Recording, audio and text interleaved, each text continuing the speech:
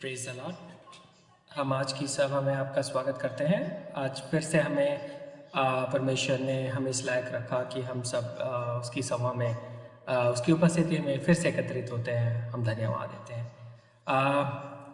आज के दिन लोग खुश हैं, सचमुच हम खुश हैं क्योंकि हमारा परमेश्वर हमारे साथ सदा के लिए है। हम परमेश्वर को धन्यवाद देंगे और जब हम उसकी महिमा के लिए यहाँ पे एक साथ एकत्रित हुए हैं, हम लोग उसकी ओर ध्यान देंगे, उसके हम वचनों को सुनेंगे, उसके गाने उसकी महिमा के गीत गाएंगे और हमारे परमेश्वर को महिमा देंगे। एक छोटा सा साम पढ़ेंगे। हे परमेश्वर, अपनी करुणा के अनुसार मुझ पर अनुग्रह कर, अपनी बड़ी दया के अनुसार मेरे अपराधों को मिटा दे। मुझे भली भांति धोकर मेरा अधर्म दूर कर और मेरा पाप छुड़ाकर मुझे शुद्ध कर। सचमुच हम सब पापी हैं और हम आपके अनुग्रह से दूर हैं। इस लो परंतु आपने हमसे प्रेम किया कि अपना इकलौता पुत्र हमें दिया कि हम सब आपके राज्य के अधिकारी हो पाए। आपने हमको अपने पास बुलाया लॉर्ड, इसलिए हम धन्यवाद। आइए हम लोग छोटी सी प्रार्थना करेंगे इस सभा को सुनो। धन्यवाद धन्यवाद धन्यवाद प्रभु, आशीषों के देने वाले धन्यवाद। यस लॉर्ड, आपने हमें अपने अनुग्रह से भरा है, अपने प्रेम से भरा है, अपने नाम को दिया है लॉर्ड। इस लॉर्ड, इसके लिए हम धन्यवाद देते हैं। हम कुछ भी नहीं दे पाते हैं लॉर्ड इस लॉर्ड, क्योंकि हमारे पास कुछ भी नहीं है। हम जो भी आपको देते हैं वो फटे चीथड़े के समान है और उसके अलावा और कुछ नहीं है हमारे पास लॉर्ड इस लॉर्ड। परंतु हम धन्यवादी मन लेके आए हैं आपके पास इस समय एकत्रित होकर लॉर्ड इस लॉर्ड। अपनी आत्मा के उपस्थिति भरो कि हम आपके प्रेम, आपके नाम को बचाने, आपके प्रेम में और बढ़ते जाएं, आपके ज्ञान में और बढ़ते जाएं, आपके वचनों में और बढ़ते जाएं लॉर्ड इस लॉर्ड, आपकी महिमा का कारण हो पाए। धन्यवाद देते हैं सब जगह पे आपकी उपस्थिति हो लॉर्ड इस लॉर्ड। हम प्रार्थना करते हैं जो बीमार है लॉर्ड इस लॉर्ड, उनको आप भी इसी वक्त छू लो लॉर्ड इस लॉर्ड, कि वो पूर्ण रूप से स्वास्थ्य लाभ पाएंगे लॉर्ड इस लॉर्ड, आपकी महिमा के लिए बढ़ते जाएंगे लॉर्ड इस लॉर्ड। धन्यवाद देते हैं आपके प्रेम को पहचानेंगे, आपके मिराकल को पहचानेंगे लॉर्ड इस लॉर्ड, आपकी उपस्थिति को पहचानेंगे लॉर्ड इस लॉर्ड, और उस सामर्थ को पाके लॉर्ड इस लॉर्ड आपकी महिमा के लिए बढ़ते जाएंगे लॉर्ड इस लॉर्ड। धन्यवाद देते हैं सब जगह पे जहाँ पे आपकी उपस्थिति हुई है लॉर्ड इस लॉर्ड, आपकी आत्मा को पे बहुतायत हो जाए लॉर्ड इस लॉर्ड, और सब लॉर्ड हम आनंद करते हुए आपकी महिमा करेंगे लॉर्ड इस लॉर्ड, एक मन से आपकी महिमा करेंगे और आपके नाम को उठाएंगे। धन्यवाद देते हैं सारी आशीषों के लिए। हमारे मन के विचारों को शुद्ध करो लॉर्ड इस लॉर्ड, हमारे हृदय के मैलों को दूर करो लॉर्ड इस लॉर्ड, कि हम सब आपके नाम में नए होते जाएंगे लॉर्ड इस लॉर्ड, और आपके राज्य के पूर्ण रूप से अधिकारी बन जाएंगे लॉर्ड इस लॉर्ड। धन्यवाद देते हैं। हम इस छोटी सी प्रार्थना को आपके प्रिय पुत्र यीशु मसीह के नाम से मांगते हैं, आमीन। आज का रेस्पॉन्सिव रीडिंग में जाएंगे, जो हमको मिलता है वचन संहिता 127। बारी बारी से हम पद पढ़ेंगे। यदि घर को यहोवा ना बनाए तो उसके बनाने वालों का परिश्रम व्यर्थ होगा। यदि नगर की रक्षा यहोवा ना करे तो रखवाले का जागना व्यर्थ ही होगा।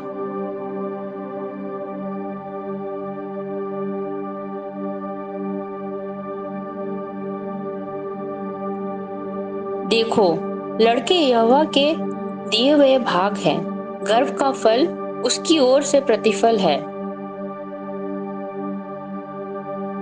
आखिरी पद हम साथ में पढ़ेंगे। क्या ही धन्य है वह पुरुष जिसने अपने तरकश को उनसे भर लिया हो। वह फाटक के पास शत्रुओं से बातें करते संकोच न करेगा। यहाँ तक, आमीन।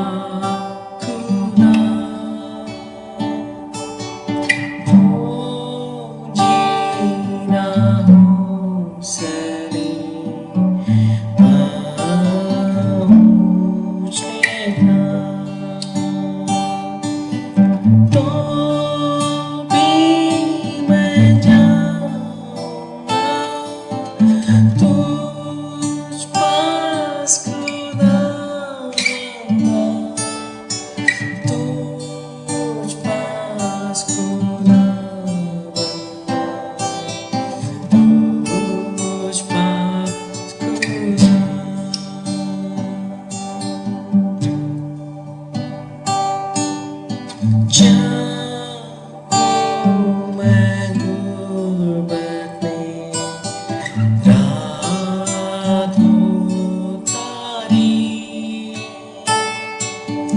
फिर भी तू है खुदा, होगा नज़दीक। सोते मगी होगा तुझ पास खुदा बंदा, तुझ पास खुदा बंदा, तुझ पास खुदा।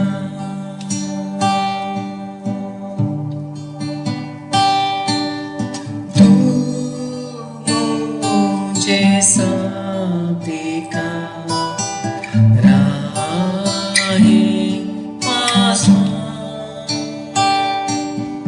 ता दिल से गाऊंगा तारीफ के गान। इस राह से जाऊंगा तुझ पास खुदा बंदा,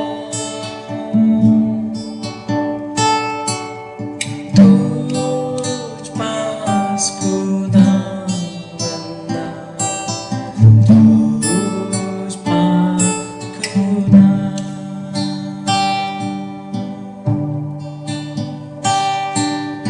बेतैर का मुझ पर मैं बनाऊंगा,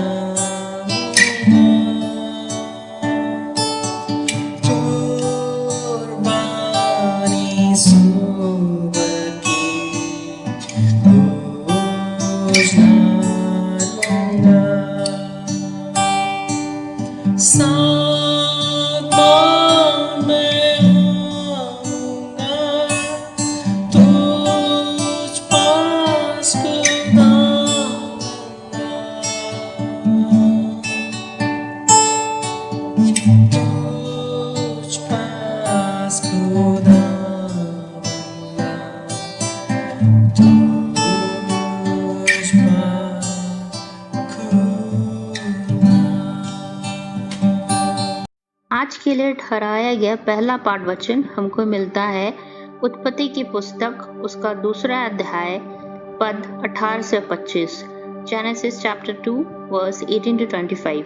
उसमें ऐसा लिखा है, फिर यहोवा परमेश्वर ने कहा, आदम का अकेला रहना अच्छा नहीं, मैं उसके लिए एक ऐसा सहायक बनाऊंगा जो उससे मेल खाए। और यहोवा परमेश्वर भूमि में से सब जाति के बनेले पशुओं और आकाश के सब भांति के पक्षियों को रचकर आदम के पास लिया आया कि देखे कि वह उनका क्या क्या नाम रखता है। और जिस जिस जीवित प्राणी का जो नाम आदम ने रखा वही उसका नाम हो गया। अतः आदम ने सब जाति के घरेलू पशुओं और आकाश के पक्षियों और सब जाति के बनेले पशुओं के नाम रखे, परंतु आदम के लिए कोई ऐसा सहायक ना मिला जो उससे मेल खा सके। तब यहोवा परमेश्वर ने आदम को भारी नींद में डाल दिया, और जब वह सो गया तब उसने उसकी एक पसली निकालकर उसकी जगह मांस भर दिया। और यहोवा परमेश्वर ने उस पसली को जो उसने आदम में से निकाली थी स्त्री बना दिया और उसको आदम के पास ले गया। तब आदम ने कहा, अब यह मेरी हड्डियों में की हड्डी और मेरे मांस में का मांस है, इसलिए इसका नाम नारी होगा, क्योंकि यह नर में से निकाली गई है। इस कारण पुरुष अपने माता पिता को छोड़कर अपनी पत्नी से मिला रहेगा और वे एक ही तन बने रहेंगे। आदम और उसकी पत्नी दोनों नंगे थे पर लजाते नहीं थे। ये परमेश्वर पिता का पवित्र वचन है। परमेश्वर का धन्यवाद हो।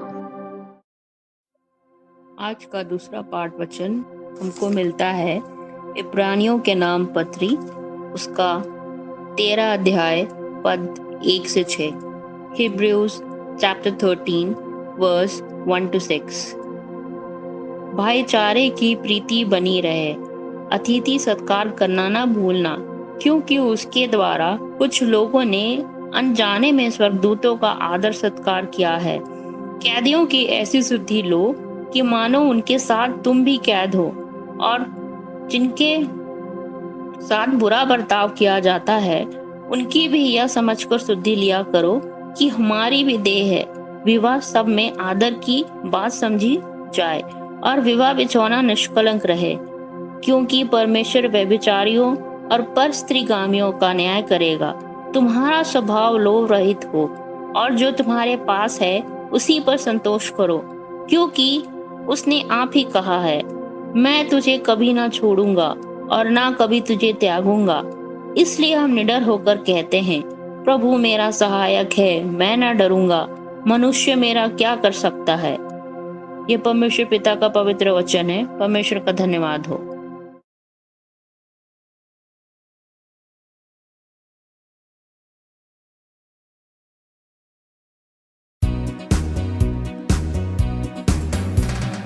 जय जय प्रभु यीशु की, जय जय प्रभु यीशु की। हमको बचाने आया जगत में, उसकी स्तुति करो। जय जय प्रभु यीशु की, जय जय प्रभु यीशु की।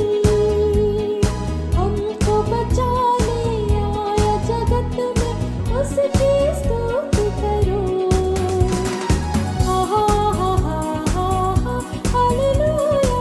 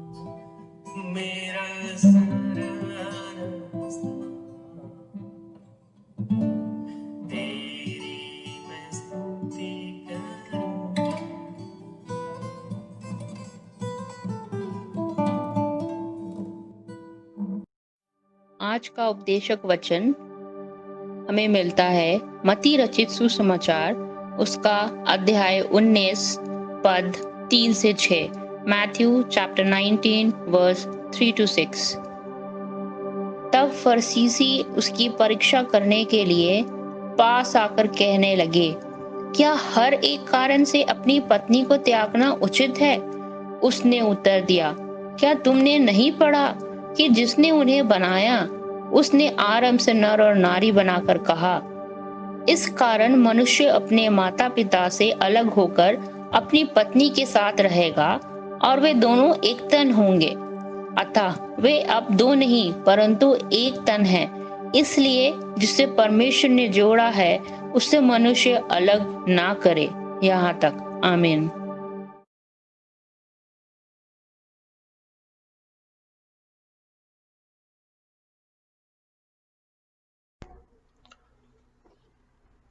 प्रभु में आप सबको जय मसीह की। आज का जो पाठ हमारे लिए लिया गया है sermon के लिए, उसके लिए हमने मत्ती रचित सुसमाचार उसका 19 अध्याय उसकी 3 से 6 आयत, इब्रानियों की पत्री उसका 13 अध्याय उसकी 1 से 6 आयत और उत्पत्ति की किताब उसका 2 अध्याय उसकी 18 से 25 आयत पढ़ी है। और इसके मुताबिक जो हमारा विषय है वो है सेलिब्रेशन ऑफ कवेनेंट मैरिज, जो पवित्र विवाह की जो वाचा है उसका सेलिब्रेशन करना। और ये हमारे चर्च के लिए कितना ज़रूरी है और हमारे समाज के लिए कितना ज़रूरी है, ये आज हम देखेंगे। आइए से पहले हम दुआ करें। सर्वसमर्थी अति दयालु महान परमेश्वर, हम अपने आप को तेरे हाथ में देते हैं। होने दे खुदावंद के जब हम आज आपके वचन पर मनन करते हैं, शादी के ऊपर, उसकी महत्वता के ऊपर और किस तरीके से हम इस वाचा को पूरे कम्युनिटी के नज़र से देखते हैं, उसकी अहमियत हमारे पूरे समाज के लिए, पूरे परिवार के लिए और पूरी कलीसिया के लिए क्या होनी चाहिए, इसके ऊपर मनन करने के लिए खुदावंद तू हमें हमारी बुद्धियों को खोल और होने दे खुदावंद कि आपके वचन से हम कुछ ना कुछ सही ज़रूर सीखने वाले हो। ये सब कुछ तेरे बेटे हम अपने खुदावंद यीशु मसीह के नाम से मानते हैं, आमीन। जब भी ज़्यादातर कोई मैं किसी मैरिज सेरेमनी को जब ऑफिशिएट करता हूँ, जब पंजाब में था तो सरमन देने से पहले मैं ये ज़रूर पूछता था कि आप मुझे बताएं कि कपल से पूछता था और कॉन्ग्रीगेशन से पूछता था कि इंसान के आदमी और औरत में से किसको परमेश्वर के स्वरूप पर बनाया गया है। तो ज़्यादातर जो लोग थे वो ये कहते थे कि आदमी को बनाया गया है। कई होते थे जो कहते थे दोनों को बनाया गया है। तो फिर मैं उनसे बाइबल पढ़ने के लिए कहता था। जेनेसिस उसका पहला अध्याय, उसकी कुछ आयतें हैं, तो वहाँ पर क्लियरली लिखा है कि आदमी और औरत दोनों को परमेश्वर के स्वरूप में बनाया गया।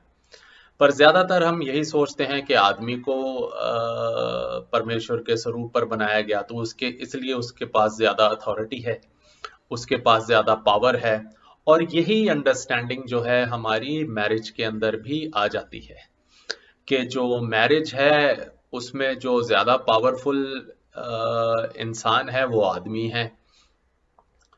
वो ही सारी टर्म्स डिक्टेट करता है, सारे डिसीजंस उसको लेने हैं। तो किस तरीके से, क्योंकि हम एक पुरुष प्रधान समाज में रहते हैं, और किस तरीके से ये जो पुरुष प्रधान हमारी सोच है ये किस तरीके से हमारी थिंकिंग में आ गई है, और ये पुरुष प्रधान जो सोच है ये हमारी अंडरस्टैंडिंग जो मैरिज को लेकर है उसको भी बहुत प्रभावित करती है।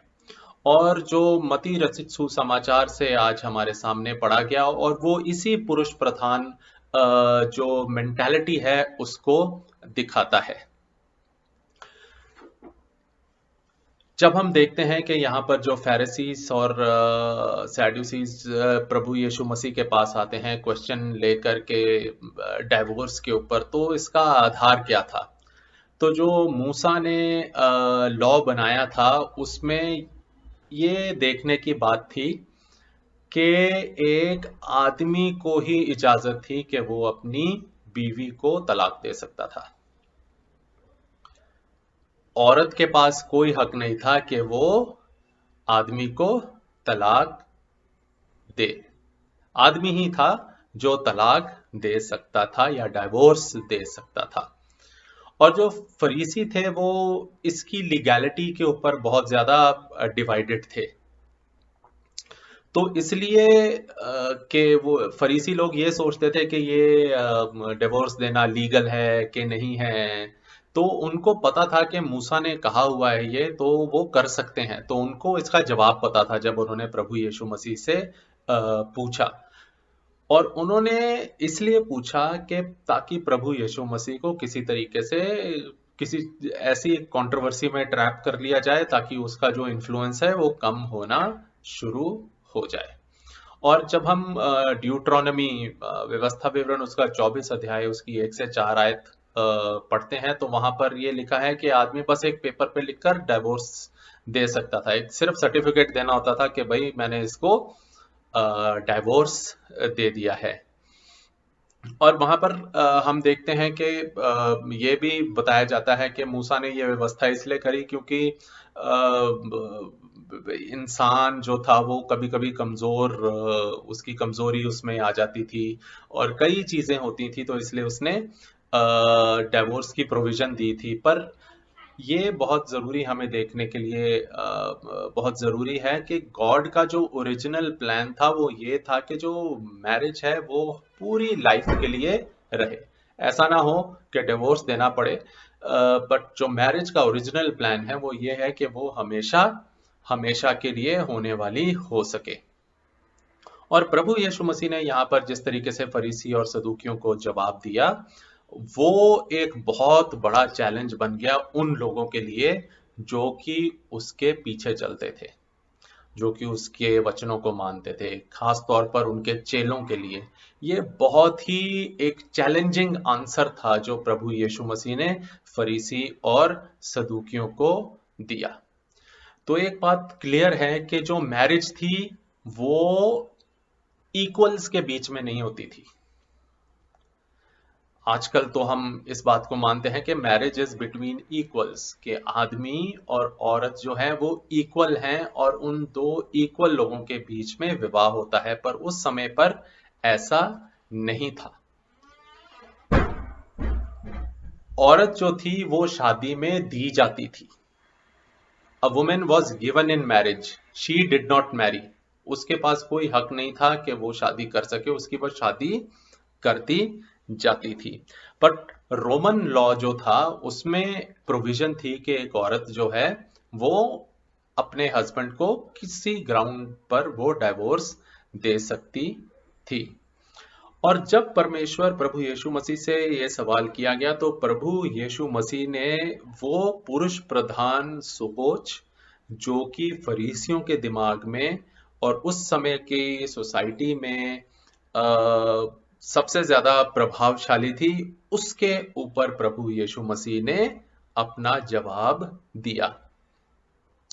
और यहां पर हम देखते हैं कि जो मैरिज थी वो एक पुरुष के नजरिए से बस इस तरीके से देखी जाती थी कि वो वहां पे पूरे रिलेशनशिप में जो आदमी है वो सबसे ज्यादा शक्तिशाली है, उसी के पास अधिकार है कि वो डाइवोर्स दे सकता है। और यहाँ पर प्रभु यीशु मसीह कहते हैं कि अगर कोई भी आदमी अपनी बीवी को डाइवोर्स देता है तो वो बहुत बड़ा अपराध करता है। मोज़ेक लॉ ने जो यहूदी लोग थे उनको राइट दिया था कि आप यहूदी आदमियों को राइट दिया था कि भाई आप डिवोर्स दे सकते हैं, पर औरतों के पास कोई राइट नहीं था। पर यहाँ पर प्रभु यीशु मसीह कहते हैं कि वो आदमी जो डाइवोर्स देता है वो बहुत बड़ा गुनाह करता है, कमिट्स अडल्ट्री। और सिर्फ यहाँ पर डाइवोर्स की ऑपोजिशन नहीं करी जा रही है। अगर डाइवोर्स की ऑपोजिशन करी जाती तो प्रभु यीशु मसीह सिर्फ ये कहते कि डाइवोर्स नहीं देना चाहिए। प्रभु यीशु मसीह ये नहीं कहते कि सिर्फ डाइवोर्स ही नहीं देना चाहिए, वो ये कहते हैं कि जो आदमी डाइवोर्स देता है वो अडल्ट्री करता है, वो बहुत बड़ा गुनाह करता है। और यहाँ पर प्रभु यीशु मसीह वो ऑनर जो कि एक पुरुष प्रधान समाज के ऊपर टिका हुआ है, मतलब जो इज्जत की बात बना लेते हैं ना, तो वो इज्जत बना लिया जो बनाई हुई थी शादी में, जो कि एक पुरुष के ऊपर आधारित थी। प्रभु यीशु मसीह वो वाली सोच को एकदम खत्म करते हैं। और इसी तरीके से वो लोग मैरिज में जिनके पास पावर नहीं थी, जैसे कि बच्चे, औरतें, प्रभु यीशु मसीह उनके साथ खड़े होने वाले होते हैं, क्योंकि जो पावरफुल इंसान है शादी में प्रभु यीशु मसीह उसको कहते हैं कि अगर वो डाइवोर्स देता है तो वो बहुत बड़ा गुनाह करता है। तो इसलिए प्रभु यीशु मसीह हमेशा उनके साथ खड़े हुए जो कि ऐसे शादीशुदा जिंदगी में जो कि इक्वल नहीं माने जाते थे प्रभु यीशु मसीह की सोसाइटी में। और आजकल भी हम देखते हैं कि किस तरीके से हमारा जो पुरुष प्रधान समाज है उसमें जब हम मैरिज को सेलिब्रेट करते हैं तो हम इसी सोच से सारे जाते हैं कि जो मैरिज है ये हमेशा के लिए है। पर हम में से बहुत सारे लोग जानते हैं कि कभी कभी मैरिजेस वर्कआउट नहीं करती, कभी कभी मैरिजेस में अब्यूज होता है, बहुत ज़्यादा मुश्किलें आती हैं। तो उस समय में जो डाइवोर्स है, अगर तो हम उसे पुरुष प्रधान के नज़रिए से देखेंगे तो हम ऐसा ही कहेंगे कि नहीं, जैसा भी है अब उसमें रहना है, चाहे आप खुश नहीं हो, चाहे आपके ऊपर बहुत ज्यादा अत्याचार हो रहा है औरत के ऊपर, तो हम कहेंगे नहीं, बना के रखो। पर यहाँ पर हम देखते हैं जब प्रभु यीशु मसीह आदमियों को, पुरुषों को ये कहते हैं कि अगर तुम डाइवोर्स देते हो, तुम तलाक देते हो, तो तुम अडल्ट्री करते हो, वो एक पुरुष प्रधान सोच के विरुद्ध में प्रभु यीशु मसीह ने बात कही। और इसलिए कही कि जो मैरिज थी वो हमेशा के लिए थी, उसका फंक्शन सोसाइटी से जुड़ा हुआ था, जो कि हम आगे देखेंगे। और ये बहुत जरूरी होती है कि मैरिज को अगर हम पुरुष प्रधान नजरिए से देखेंगे तो हम मैरिज की पवित्रता को, उसके मकसद को जो प्रभु यीशु मसीह की तरफ से हमारे लिए दिया गया है, हम उसको समझने में गलती करेंगे। और यहाँ पर हम देखते हैं कि जैसे मैंने बताया था व्यवस्था विवरण में कि एक आदमी के पास ही हक था कि वो औरत को डाइवोर्स दे सकता था, और कई प्रोसीजर उसको फॉलो करने होते थे और वो उसको जो डाइवोर्स दे सकता था। और प्रभु यीशु मसीह की सोसाइटी में औरत के पास कोई पावर नहीं थी कि वो डाइवोर्स दे सके, बल्कि रोमी सरकार जहाँ पे जिस एरिया में प्रभु यीशु मसीह रहते थे, वहां पे जो रोमी सरकार थी उनके कुछ लॉज थे जो कि औरतों को राइट देते थे कि वो डाइवोर्स ले सकती हैं। और जब प्रभु यीशु मसीह ये कहते हैं कि वो आदमी जो डाइवोर्स देता है बहुत बड़ा गुनाह करता है, प्रभु यीशु मसीह इस बात को बहुत क्लियरली बताते हैं कि जो मैरिज है वो इक्वल्स में होती है, या मैरिज जो है जब दो इंसान आदमी और औरत शादी करते हैं तो वो बराबर के हैं। ऐसा नहीं है कि आदमी बड़ा है और औरत छोटी है, या औरत बड़ी है और आदमी छोटा है, बट दोनों बराबर हैं क्योंकि प्रभु परमेश्वर ने इंसानों को अपने स्वरूप पे बनाया। और हम यहाँ पर प्रभु यीशु मसीह के जो रिस्पॉन्स था उससे हम ये भी समझते हैं कि जो यहूदी लोग थे वो जो मोसेस ने शिक्षा दी थी उसका गलत इस्तेमाल कर रहे थे, उसको अपने फायदे के लिए उसको इस्तेमाल कर रहे थे। जैसे कि कई ऐसे भी पढ़ने के लिए मिलता है, अगर हम डिटेल में पढ़ें कि अगर वाइफ ने खाना ठीक नहीं बनाया तो आदमी उसको डाइवोर्स दे सकता था।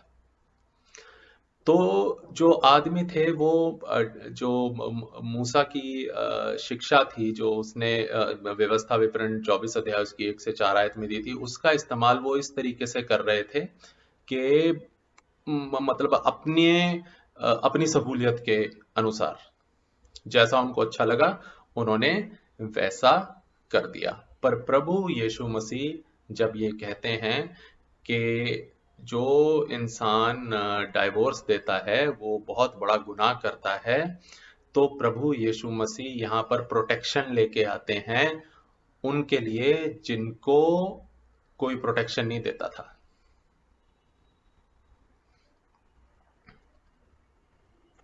और प्रभु यीशु मसीह यहाँ पर लॉ जो आदमी लोगों ने मिसयूज करना शुरू कर दिया था उसको चैलेंज करते हैं। और यहां पर फरीसियों ने तो सिर्फ एक ही सवाल पूछा था, बट प्रभु यीशु मसीह जब जवाब देते हैं और कहते हैं कि जो शादी है वो हमेशा के लिए है, तो प्रभु यीशु मसीह ये बताते हैं कि शादी जो है वो कम्युनिटी लाइफ के लिए बहुत ज्यादा इंपॉर्टेंट है। फरीसी सिर्फ इंडिविजुअल को प्रोटेक्ट करना मांग रहे थे, वो भी जो पावर में थे आदमी थे उनको प्रोटेक्ट करने के बारे में बात कर रहे थे। पर प्रभु यीशु मसीह यहां पर कहते हैं कि आदमी और औरत दोनों इक्वल हैं। मैरिज में दोनों पार्टनर्स होते हैं। जेनेसिस में एक बहुत अच्छा वर्ड यूज किया गया, हेल्पर। तो हम ज्यादातर सोचते हैं कि वो हेल्पर का मतलब ये है कि हमारे से छोटा ही कोई हमारी हेल्प करेगा, पर बाइबल में जो हेल्पर का मतलब यूज किया गया है वो हेल्पर का मतलब है इक्वल्स के बीच में जो हेल्पिंग होती है। ऐसा नहीं कोई बड़ा कोई छोटा। हेल्पर का मतलब होता है कि दोनों इक्वल हैं और एक दूसरे की सहायता करते हैं। ये हेल्पर का सही मतलब है जब बाइबल में इसका यूज किया जाता है। इसलिए जब यहां पर लिखा है कि आदमी के लिए मैं एक हेल्पर बनाऊंगा, जेनेसिस में जो आज हमने पढ़ा, यही सेम शब्द बाइबल में तब यूज किया गया है जब लिखा है कि परमेश्वर ने अपने लोगों की सहायता करी, हेल्प करी।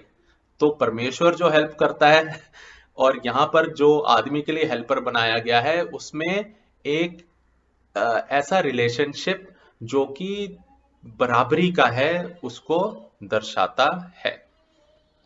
और यहाँ पर प्रभु यीशु मसीह ये बताते हैं कि जो मैरिड लाइफ है वो सिर्फ बीवी और पति के बीच में नहीं है, बल्कि सारी कम्युनिटी से उसका लेना देना है।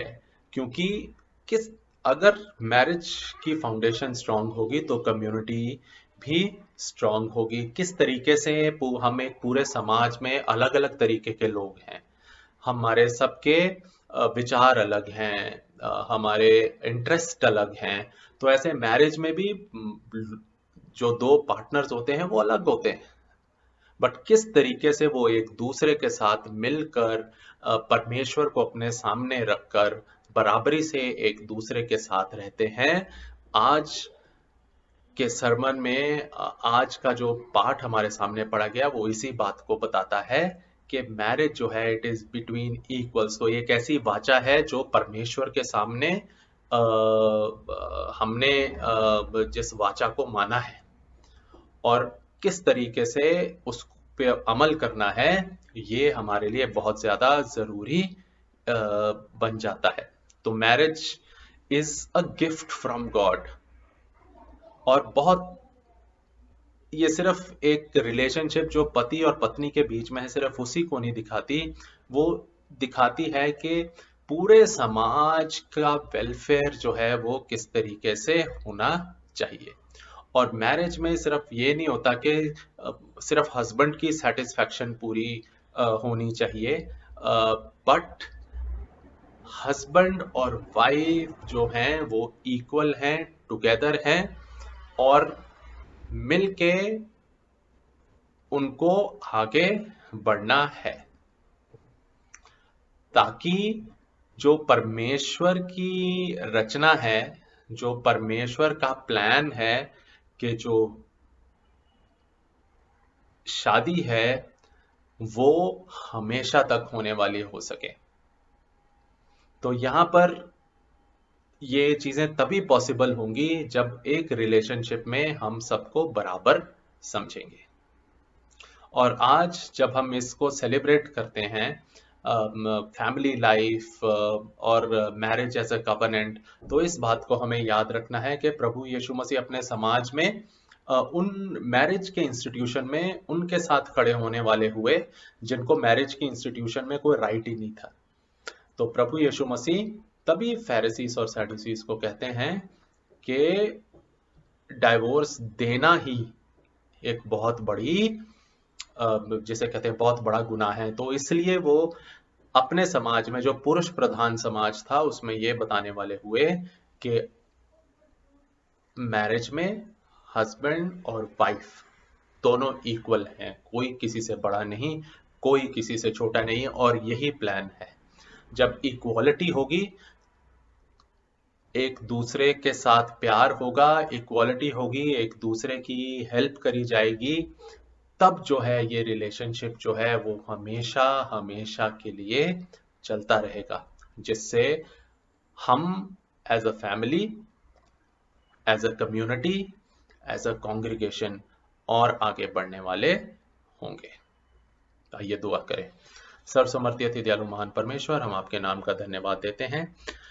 खुदावंद प्रभु यीशु मसीह के वचन से हमने आज यही सीखा कि जो मैरिज है वो इक्वल्स के बीच में होती है। होने दे खुदावंद कि हम हमारी जो भी पुरुष प्रधान समाज की सोच है हम उससे ऊपर उठने वाले हो सकें और इस दुनिया को उस नजरिए से देखने वाले हो सकें जिस नजरिए से आपने बनाया है, जहां पर सब कुछ बराबर है, सब कुछ एक दूसरे के साथ है और सब कुछ इस तरीके से बनाया गया है ताकि सारे लोग मिलकर आगे बढ़ने वाले हो सके।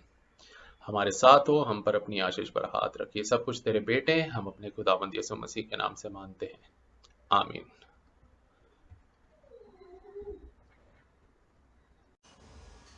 आइए हम लोग प्रेरितों का विश्वास वचन बोलेंगे। मैं सर्वशक्तिमान पिता, स्वर्ग और पृथ्वी के सृष्टिकर्ता परमेश्वर पर विश्वास करता हूँ। मैं उसके इकलौते पुत्र हमारे प्रभु यीशु मसीह पर विश्वास करता हूँ। वह पवित्र आत्मा की सामर्थ्य से गर्भ में आए और कुमारी मरियम से जन्मे। उन्होंने पोंतुस पिलातुस के शासन में दुख भोगा। वह क्रूस पर चढ़ाए गए, मरे और गाड़े गए और मृतकों के लोक में उतरे। तीसरे दिन वह जी उठे, वह स्वर्ग पर चढ़ गए और पिता की दाहिनी ओर विराजमान हुए। वह जीवितों और मृतों का न्याय करने के लिए फिर आएंगे। मैं पवित्र आत्मा पर, पवित्र सार्वलौकिक कलीसिया पर, संतों की संगति, पापों की क्षमा, देह के पुनरुत्थान और शाश्वत जीवन पर विश्वास करता हूँ। आमीन।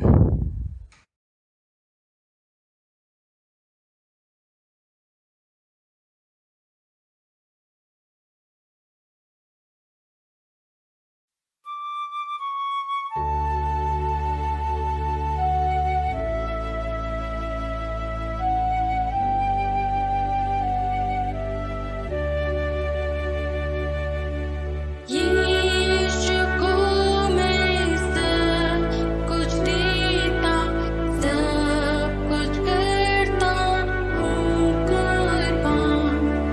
जीऊँगा मैं रोज़ मसीह में, उस पर रखूँगा ईमान। सब मैं देता हूँ, सब मैं देता हूँ, तुझको मुबारक मुझे, सब मैं देता हूँ। यीशु को मैं सब कुछ देता, झुकता तेरे कदमों पर, छोड़ता सारी दुनियादारी, मुझे ले और अपना कर। सब मैं देता हूँ, सब मैं देता हूँ, तुझको मुबारक मुझे, सब कुछ देता हूँ। यीशु को मैं सब कुछ देता, सब कुछ करता हूँ कुर्बान। जीऊँगा मैं रोज़ मसीह में, उस पर रखूँगा ईमान। सब मैं देता हूँ, सब मैं देता हूँ, तुझको मुबारक मुझे, सब कुछ देता हूँ।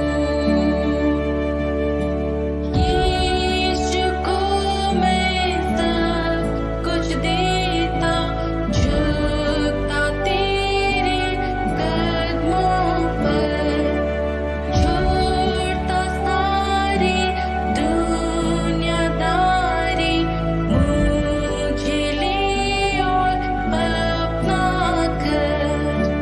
सब मैं देता हूँ, सब मैं देता हूँ,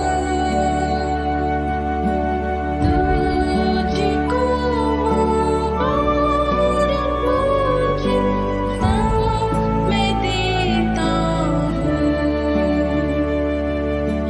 यीशु को मैं सब कुछ देता, मुझे बिल्कुल अपना कर। दे मकबूलियत की गवाही, हूँ मैं तेरा सरासर। सब मैं देता हूँ, सब मैं देता हूँ,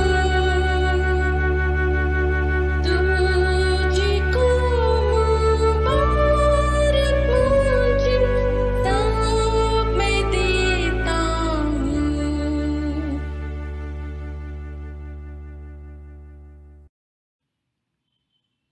मसीह में मेरे प्रिय भाइयों, बहनों और बच्चों, मैं आप सबको धन्यवाद देना चाहता हूँ कि आप घर में रहते हुए भी ये रविवारी उपासना में आप बहु संख्या में भाग ले रहे हैं। प्रभु आप सबको आशीष दे। विशेष करके मैं धन्यवाद देता हूँ जो ऑनलाइन में हमारा ये जो उपासना आराधना होता है, अभी कुछ महीना हो गया, उसमें बहुत सारे भाई बहन उन लोग सहायता प्रदान कर रहे हैं, समय दे रहे हैं। मैं उन सबको कलीसिया की ओर से मैं धन्यवाद देना चाहता हूँ। जैसे भाई बहन वो लोग गाना गाते हैं, रिकॉर्डिंग करते हैं और उसको भेजते हैं। जिसको बाइबल पठन दिया जाता है वो भी बाइबल पठन रिकॉर्डिंग करके भी भेजते हैं। और गेस्ट स्पीकर्स वो भी सरमन रिकॉर्डिंग करके भेजते हैं। उन सबको मैं धन्यवाद देना चाहता हूँ, क्योंकि अभी एक कठिन समय में हम गुजर रहे हैं। घर में रह के हम काम करते हैं, लेकिन बहुत सारे प्रेशर सबका ऊपर है। सुबह से लेकर लेट नाइट तक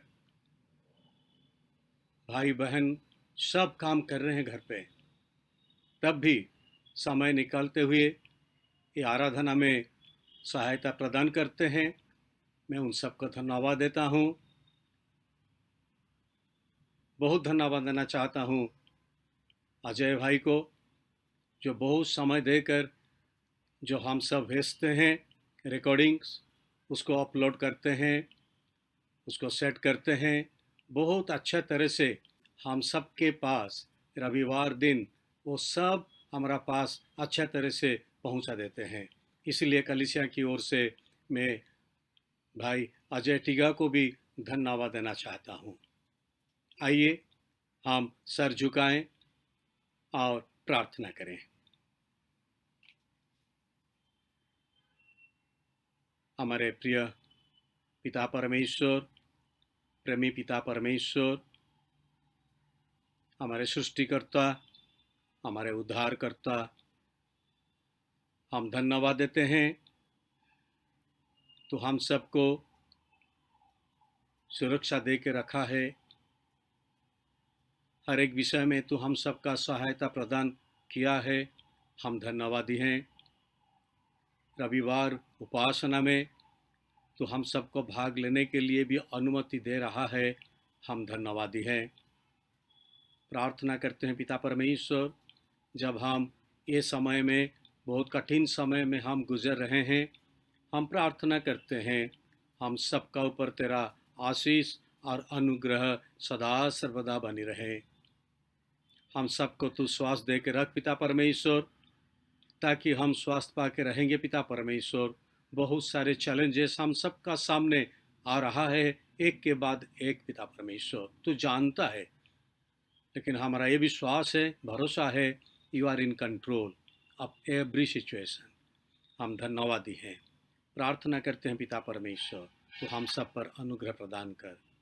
धन्यवाद देते हैं तेरे दास रेवरेंड सामुएल मॉल के लिए पिता परमेश्वर, जिसको तू अनुग्रह किया पिता परमेश्वर। आज का दिन में आराधना में तेरे वचन हम सब के सामने रखने के लिए तू उसको सहायता प्रदान किया पिता परमेश्वर। हम रेवरेंड सामुएल के जीवन के लिए हम धन्यवाद देते हैं। उसका कमिटमेंट के लिए हम धन्यवाद देते हैं। उसके डेडिकेशन के लिए हम धन्यवाद देते हैं पिता परमेश्वर। अभी ये बहुत कठिन समय में गुजर रहे हैं,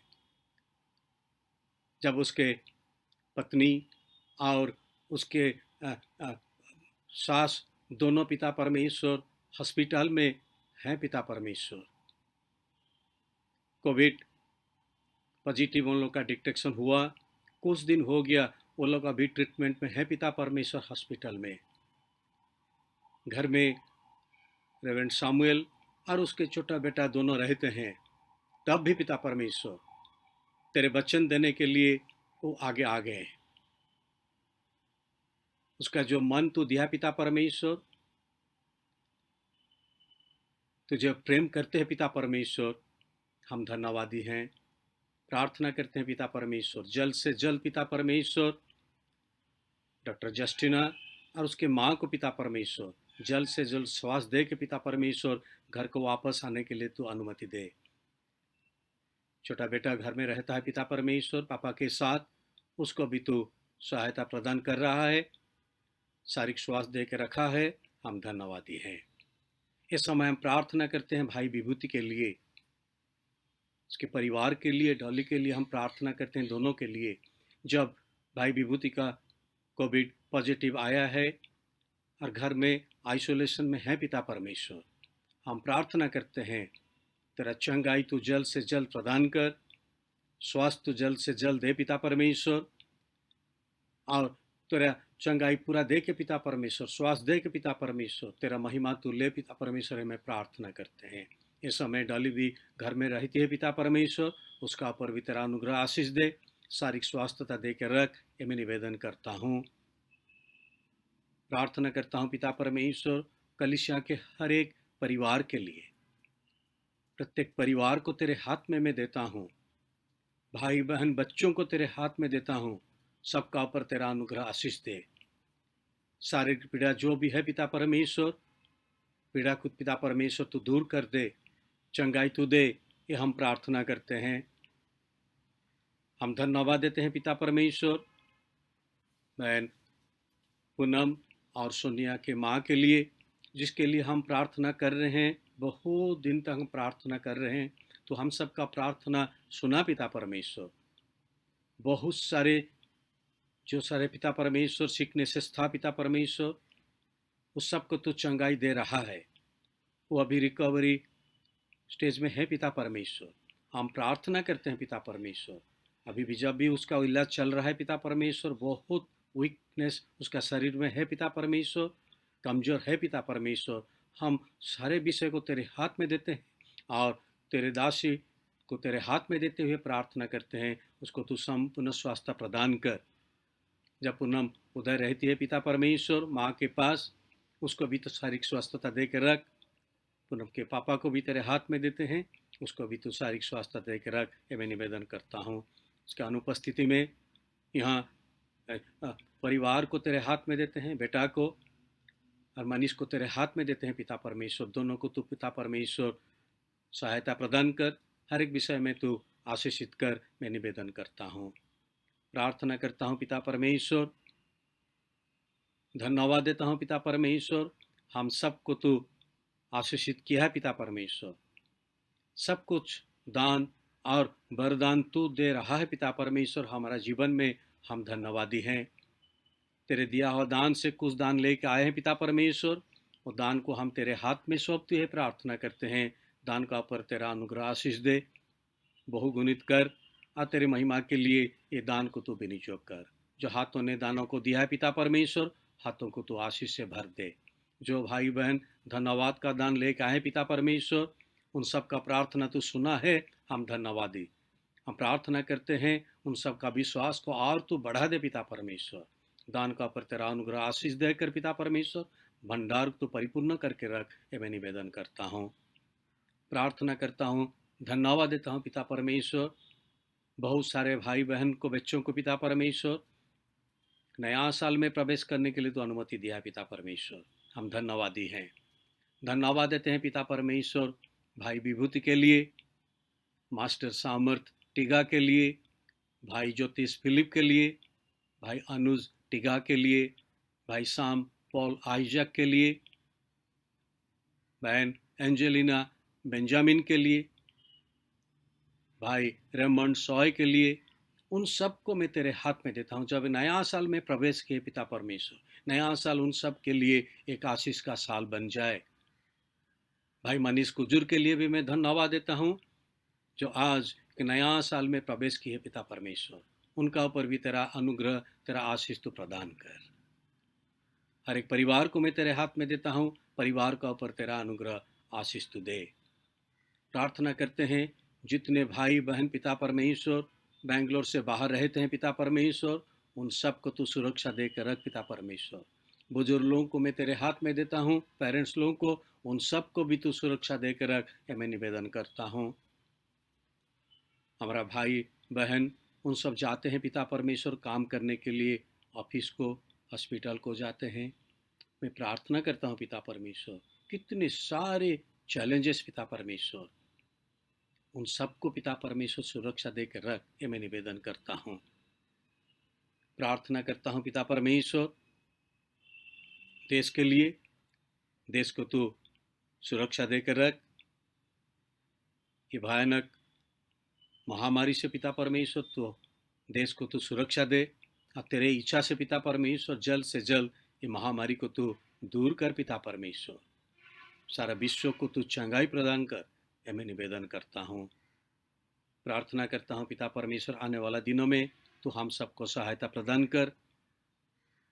बहुत सारे भाई बहन को तू अनुग्रहित किया पिता परमेश्वर, आशीषित किया है पिता परमेश्वर, धन्यवाद देता हूँ। जो बहन को, जितने बहन को पिता परमेश्वर तो आशीषित किया है पिता परमेश्वर, एक्सपेक्ट कर रहे हैं पिता परमेश्वर, उन सबको मैं तेरे हाथ में देता हूँ। प्रार्थना करता हूँ उन सब का ऊपर तेरा अनुग्रह आशीष दे। जितने सारे प्रोसीजर चल रहे हैं पिता परमेश्वर, उसका ऊपर भी तेरा अनुग्रह आशीष दे। मर्सी के लिए भी हम धन्यवाद देते हैं, उसको तो अनुग्रह किया पिता परमेश्वर।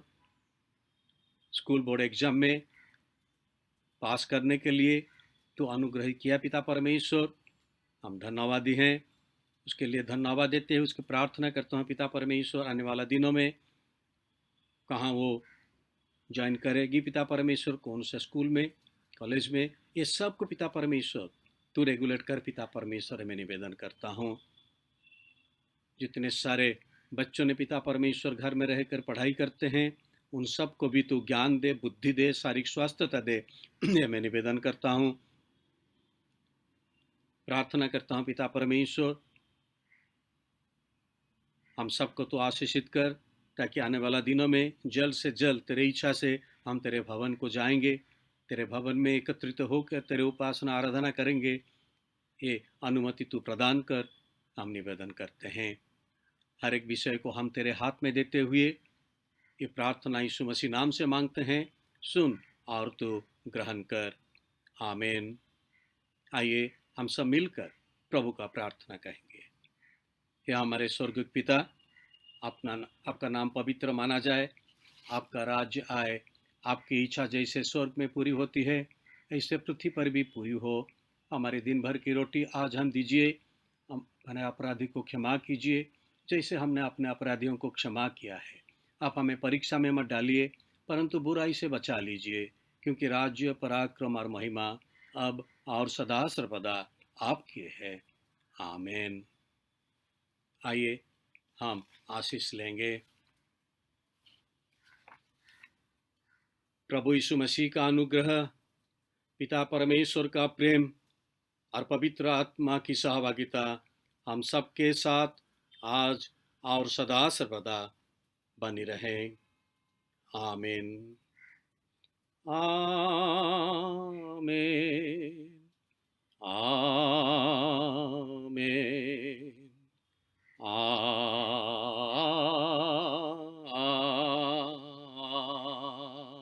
आमीन।